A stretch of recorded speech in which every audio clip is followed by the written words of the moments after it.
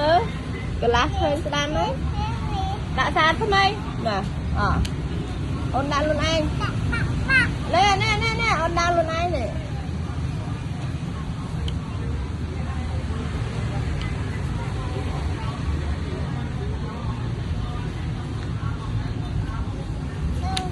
đã nào hồi nhảy châu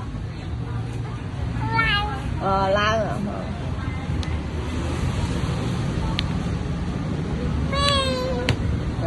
tiệt vô mau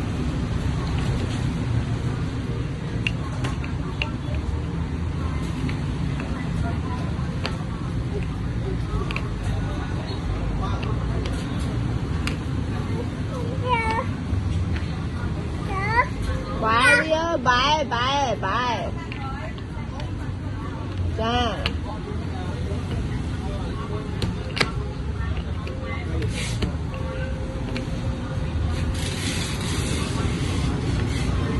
đã biết là phênh chầm cho anh á toàn phênh ở phòng bà này đã tiền mà đã thứ mấy mà giờ tiết giờ nó đã tiền na các bạn đã nam môn các bạn này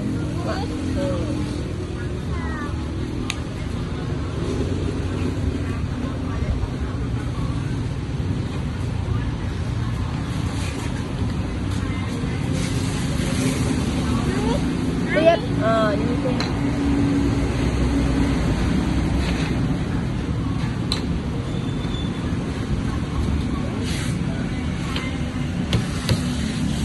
nuôi tiết làm nuôi tiết đó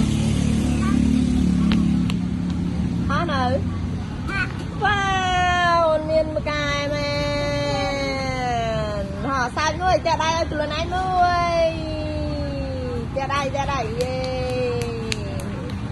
Thôi mẹ đây nuôi yeah.